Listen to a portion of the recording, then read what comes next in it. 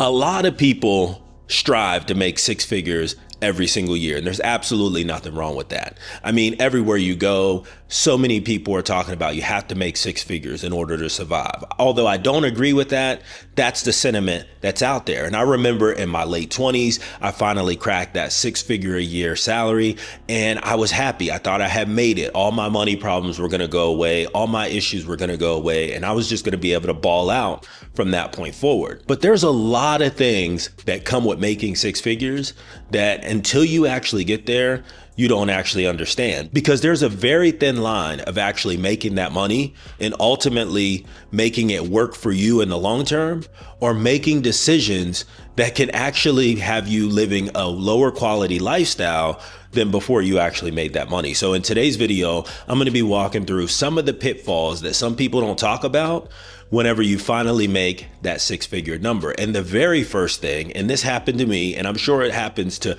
most people that finally cross that six-figure threshold, is that you increase your lifestyle almost immediately. I remember I went out, I bought a brand new Beamer, what was brand used Beamer to me, and although I could afford it, I didn't really need it. The car that I had was working perfectly fine, but I went out, I got that Beamer, I loved it, but I spent so much money on a depreciating asset. But what I should have done is went in and increased the amount that I was investing in my 401k, and we'll get into that in a minute. But I had my priorities all mixed up. We took better vacations. I remember we went out of the country. We went to, I believe, Dominican Republic. And for me, that was a big deal because as a kid growing up that never went anywhere on vacation. I mean, our vacation in the summer was we just didn't go to school. And being able to go take my family to the Dominican Republic and be able to stay there for a week and in an all-inclusive resort, I mean, I thought I was on top of the world.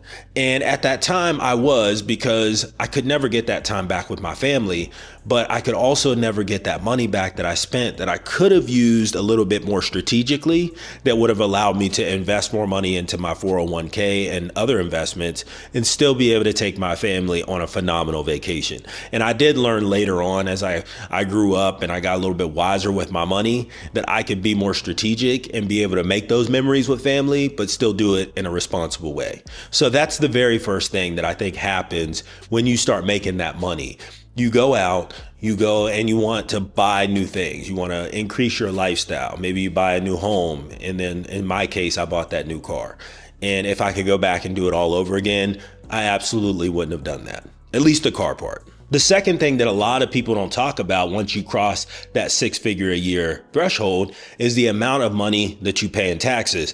And this is where the 401k contribution would have came into play, because I was used to every single year maybe getting a small tax return back. I didn't get much. I wasn't getting back thousands, but if I got $500 to $1,000 back in a tax return, we were happy. We had money to use for whatever we wanted. But after I started making that six-figure a year salary, things started to change. We actually started to owe money.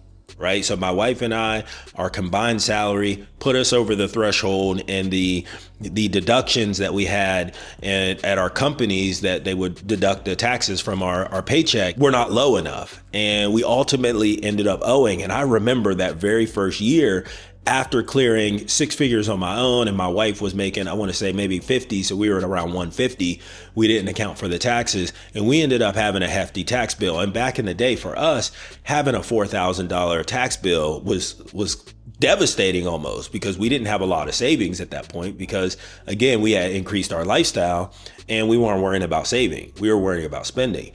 And had I increased my 401k contribution enough, we could have reduced our taxable income to a point to where the increase in taxes wouldn't have impacted us as much that it did. And I think that's one of the biggest things that people don't realize. So for example, if you're a single person and you're making $100,000 a year, your tax rate is going to be up to, I believe it's like 22 or 24%. I'm not looking at the tax chart. But if you contribute to a 401k, that effectively reduces the amount of taxes that you have to pay every single year. See, most of us aren't thinking about it that way because we're making more money and we'd rather have that money now as opposed to putting it into an account where we don't have access to it for 30 or 40 years. Now, You will have to pay taxes on the money when it's time to withdraw it. But in your earliest years, that's when you have the most amount of time to actually build out a retirement portfolio. Now, we don't always have to put everything in our 401ks, but on my channel, I talk about at least investing enough to get the match. So if you're just bumping up to that six-figure number,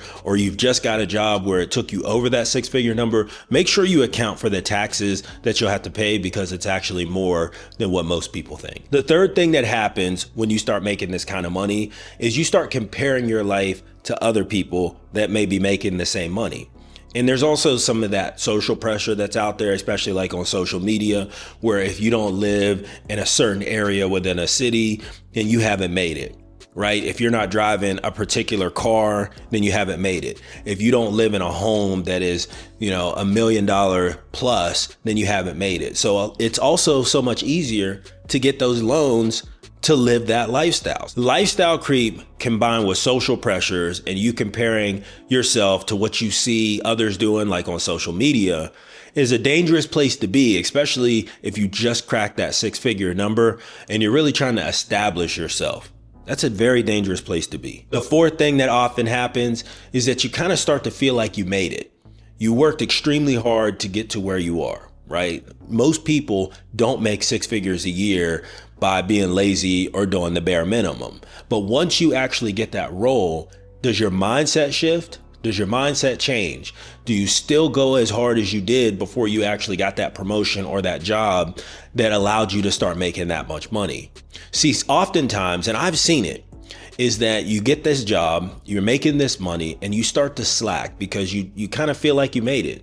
You might not have that dog in you, that hunger in you to continue to actually go as hard as you did before you actually got that role. And that alone kills growth more than almost anything else out there, especially in corporate America. People can see how hard you're working. People can see how dedicated you are whenever you slacked off. Now, I know you've heard this before, or you've said this before. Most managers only notice when good employees start to slack off. The bad ones, they never notice. So if you're working extremely hard and you get that promotion, that is not the time to throttle back and to start, kicking your feet up and thinking you've made it. This is an opportunity for you to double or triple down on what you were doing before that got you that role. The next thing that often happens when you start making this kind of money is that you're kind of handcuffed to a job. So in my late 20s, all the way into my mid 30s, I was working in the pharmaceutical industry. And at the very beginning, I loved the work, I loved the job, I loved my coworkers. But after a while, it got to a point to where that place became so toxic that I didn't even want to be there anymore. I remember driving in, sitting in my car in the parking lot, and I had to give myself a pep talk every day before I went into the office. That's just how bad that environment had gotten. It wasn't about the work anymore. It was all about the politics, which is huge in corporate America. But at that place, it was 90% politics, 10% work. And that's just not how I operate. But it's hard to leave those roles because you make so much money. And then on top of that, you might have outstanding healthcare. You might have a great 401k match, an outstanding bonus program. And some people might hear that and be like, oh, well, if that were me, I would just go ahead and stick it out. And that's what happens. The job handcuffs you and you can't really go anywhere because you realize how much money you make. And sometimes it's difficult, depending on the market that you're in, to go out to find a role that's going to pay you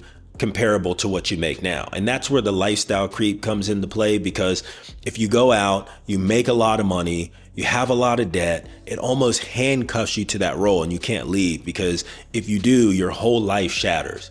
That's why it's really important to not overextend yourself whenever you start making this kind of money. Because once you get into that debt hamster wheel, it's so difficult to get off, and it really starts to impact your ability to do anything else other than that role, even if it becomes a place that you really don't want to be anymore. And then the next thing that happens once you start making six figures a year or more, you become a target. And no, I don't mean a target for robbery, although depending on what city you live in, that could be the case.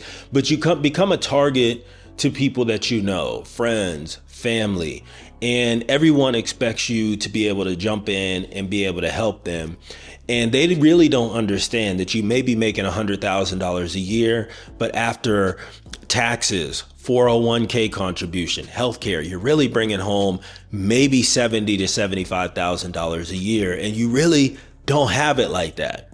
And you can really put yourself in a bad situation if you're going out there and you're helping everybody else and you haven't helped yourself first. Like, what do they say whenever you're on a plane and they're going over the pre-flight instructions? Make sure you put your oxygen mask on first before you go to try to help others. And I kind of equate that to the same thing from a financial perspective. Make sure your financial house is in order before you go and you try to help anyone else, because only thing that's going to happen is you're going to put yourself in an extremely bad situation. And there's nothing worse than making a lot of money and being broke. That's the worst feeling in the world. And I used to be that, especially in my late 20s when I had all the credit card debt, I had the student loan debt, I had the car loans. And I can tell you, it's not a place that you want to be. So there are so many people out there that want to make six figures, and I'll never knock anybody for that, especially if you've got that ambition, that drive, and that hustle. But I never really hear anybody talk about the downsides of someone new making six figures and how some of the decisions that they make, especially early on, can impact them for the rest of their life. Leave a comment down below. What do you guys think about the things that I covered in today's video? And what did I miss? I could have probably added another 10 to 15 things to this list, or maybe more. And I'd be curious to what you guys think. Thanks for watching, and I'll see you in the next video.